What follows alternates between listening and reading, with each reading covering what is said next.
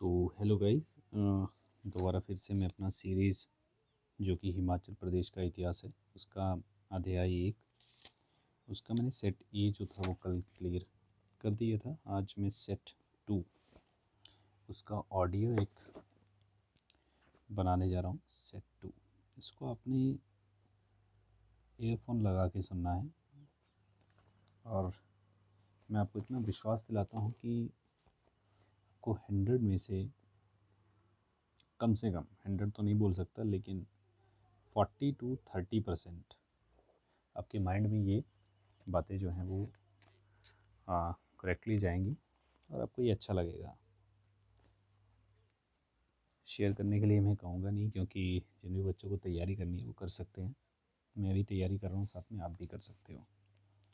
जिसको अच्छा लगे वो लाइक और शेयर वटेवर कर सकते हैं। तो हिमाचल प्रदेश का प्राचीन इतिहास, आज हमारा सेट 2 ये रहेगा। हो सके तो आप इसको बिल्कुल ध्यान से सुनना। ये रहेगा हमारा हिमाचल प्रदेश का प्राचीन इतिहास। में केवल इम्पॉर्टेंट पॉइंट ही यहाँ से उठाऊँगा। तो इसमें हिमाचल प्रदेश के प्राचीन इतिहास में बात आती है, जहाँ से क्वेश्चन बनते हैं वो है हिमाचल के निवासी। सिंधु सभ्यता के समय, सिंधु सभ्यता के समय हिमाचल के निवासी यानी कि उसमें क्या क्या जानकारी है। तो सबसे पहला आता है इसमें कोल। यहाँ से इम्पोर्टेंट प्रश्न बनता है कोल। कोल हिमाचल प्रदेश के मूल निवासी हैं। तो प्रश्न यही बनता है कि हिमाचल प्रदेश के मूल निवासी कौन थे, तो वो कोल थे। और इन कोल निवासियों ने क्या किया था, नव पाषाण युगीन संस्कृति की नींव डाली थी। तो यही इसमें इम्पॉर्टेंट है। और कोल जाति का जो हिमाचल प्रदेश में बसने का पता कहाँ से चलता है, कुमाऊँ कुमाऊँ की चंदेश्वर घाटी की चट्टानों से मिलता है। तो कोल जो कि हिमाचल प्रदेश के मूल निवासी थे, जिन्होंने नव पाषाण युगीन संस्कृति की नींव डाली थी। देन दूसरी जो जाति थी वो थी किरात। किरात कोल जाति के बाद यहाँ आने वाली दूसरी जाति थी, यानी कि जो कोल के बाद आया वो किरात था। तो प्रश्न इस तरह से आता है कि हिमाचल प्रदेश में बसने वाली दूसरी जाति का नाम क्या था, तो वो थी किरात। किरात को मंगोल मंगोल जाति भी कहते हैं उसको। और ये जो जनजाति थी या जाति थी, सॉरी, इसे शिशन देव कहा गया है। और शिशन देव किसके जरिए कहा गया है, ऋषि वशिष्ठ के जरिए। और इन्हें शिशवदेव कहा क्यों गया है, क्योंकि ये जो किरात थे ये लिंग देवता की पूजा करने वाले लोग थे। अब महाभारत में किरातों को हिमालय के निवासी बताया गया है। अब किरातों को क्या किया गया था, जो खश थे, खशों ने क्या किया कि किरात जाति के लोगों को निचले पहाड़ी इलाकों से उच्च पर्वतों की तरफ भगा दिया ताकि वो नीचे ना आए, क्योंकि इनमें लड़ाई चली रहती थी। अब कालिदास के रघुवंश में भी किन्नरों का उल्लेख मिलता है।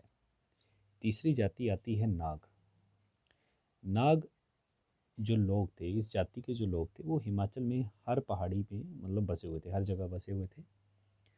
मंडी के पंचवक्त्र शिव मंदिर में नागों की 10 फुट ऊंची मूर्तियां बनी हुई हैं।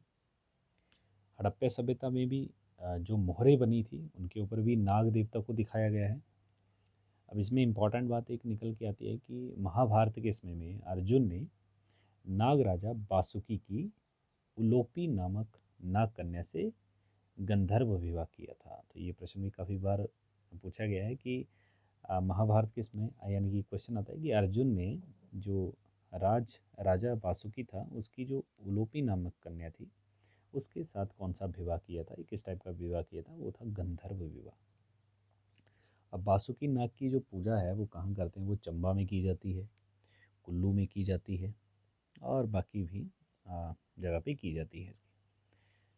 फिर बात आती है खस।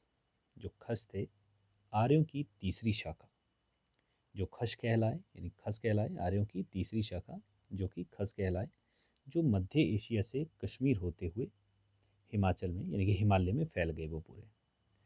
खस जाति कहलाई, यानी कि उनको कहा गया खश जाति। कहाँ से आए थे ये आर्यों की तीसरी शाखा थी, जो कि मध्य एशिया से कश्मीर होते हुए पूरे हिमालय में फैल गए थे, यानी कि पूरे के पूरे हिमालय में वो रहने लगे। उनका वहाँ पे नाम चल पड़ा, है ना, वहाँ पे रहने लग पड़े। अब उसके बाद से खशों का नाग जाति पर विजय के रूप में भुंडा उत्सव मनाने लगे, है ना। जो खश जाति के जो लोग थे उन्होंने नागों के ऊपर विजय प्राप्त की, और उसी के चलते उन्होंने भुंडा उत्सव मनाना जो था वो शुरू कर दिया। ये जो निर्मंड में मनाई जाती है खशों के द्वारा, खशों द्वारा निर्मंड में मनाई जाने वाली कौन सी दिवाली होती है? बूढ़ी दिवाली होती है, ठीक है। जिसे कि प्रतीक माना जाता है खशों का नागों के ऊपर। खश जाति ने निकले हुए कन्नैत, कन्नैत भी इनको बोलते हैं लोग, खशिया नाम से प्रसिद्ध हैं वहाँ पर, है ना। तो ये जो खशों ने प्राचीन जातियों की भांति बहुपति प्रथा को भी अपनाया था। अब बात आती है प्राचीन देवता, जो कि आपको पता है कि शिव, हिमाचल के आदि निवासियों द्वारा ऐसे देव की उपासना के प्रमाण मिलते हैं जो शिव जी से मिलते जुलते हैं, यानी कि शिव की पूजा करते हैं। हिमाचल में जो बसने वाले जो लोग थे वो शिव जी की पूजा करते थे, यानी कि शिव, यानी कि शैव धर्म, जिसमें काफ़ी मंदिर प्रसिद्ध हैं। उदाहरण मणिमहेश है, किन्नर कैलाश है, महासू देवता है। तो यहाँ से इतना इम्पोर्टेंट कुछ प्रश्न बनता नहीं है, लेकिन पशुपति देवता की पूजा के प्रमाण जो हैं वो सिंधु घाटी सभ्यता से मिलते हैं। फिर आती है शक्ति। अब शिव जो था उसे भी मानते थे हिमाचल के लोग, लेकिन शक्ति के प्रतीक में शक्ति शक्ति की भी पूजा होती थी। जैसे दुर्गा, काली हो गया, पार्वती हो गया, है ना। फिर शतराणी में शक्ति देवी हो गया, लक्षणा देवी जो है वो भरमौर में है ना। ज्वाला जी में मंदिर है ज्वालामुखी माता का। हडिम्बा देवी का मंदिर कहाँ है? कुल्लू में है।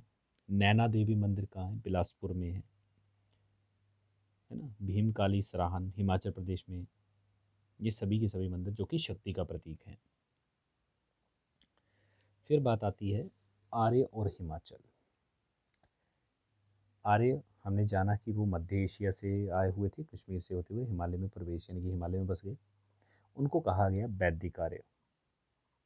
अब इन लोगों के पास था पशुधन, गृहस्थी का सामान लेकर आ गए वो, और सब सिंधु प्रदेश की ओर बढ़े वो। और आर्यों को बसने में लगभग 400 वर्षों का समय जो था वो हिमाचल में लग गया।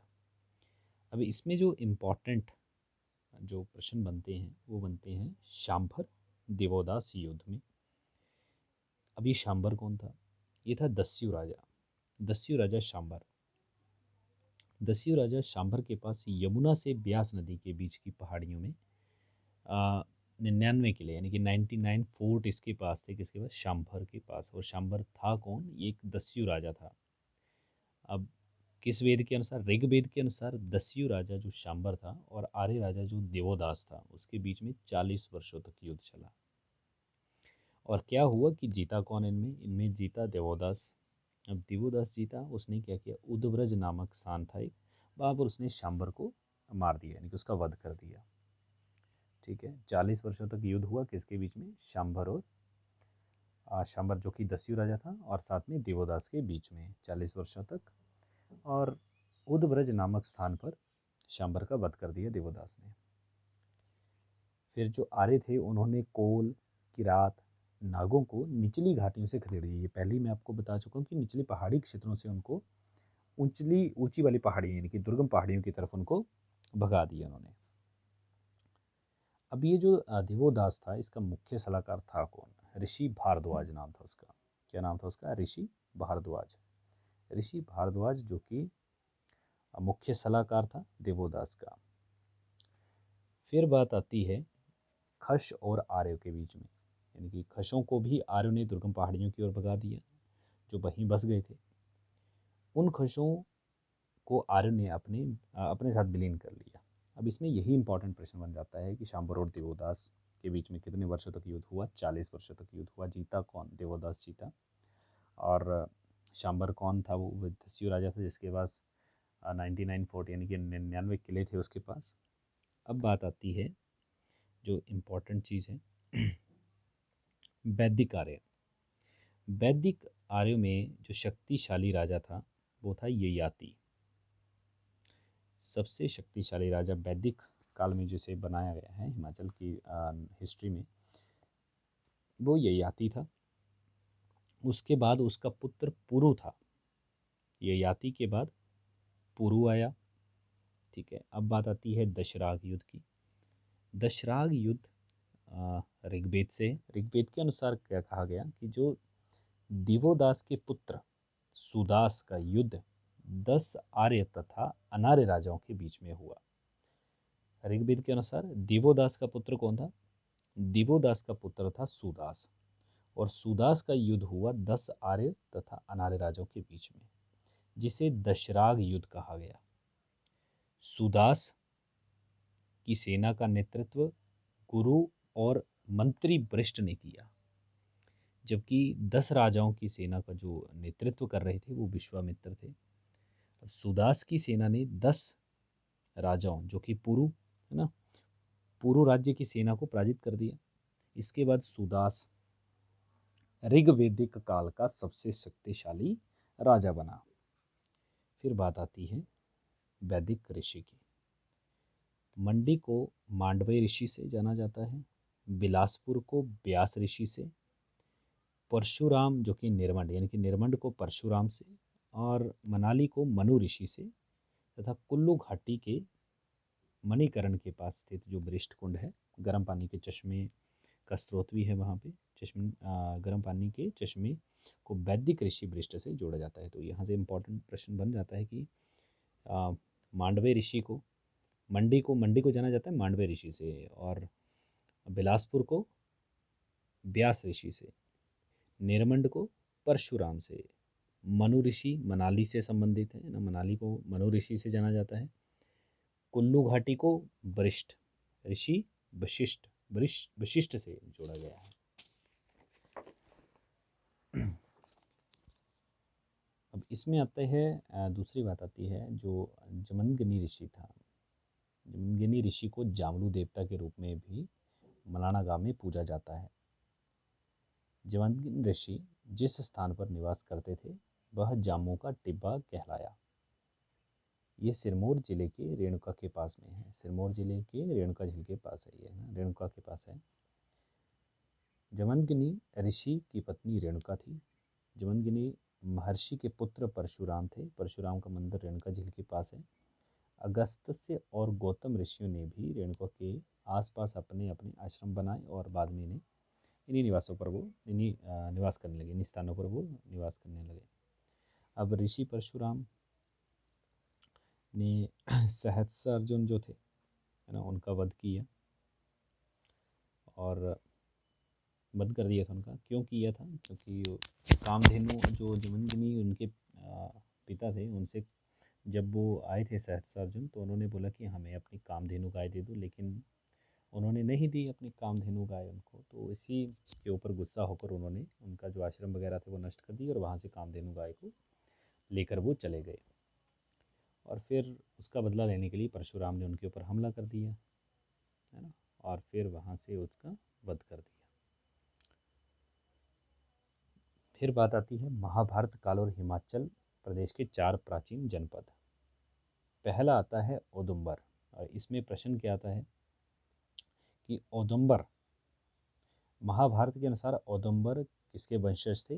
विश्वामित्र के। और किस गोत्र से संबंधित रखते थे? कौशिक गोत्र थे। ये लोग किसकी पूजा करते थे? ये लोग शिव की पूजा करते थे, और इनके सिक्कों के ऊपर त्रिशूल बना होता था।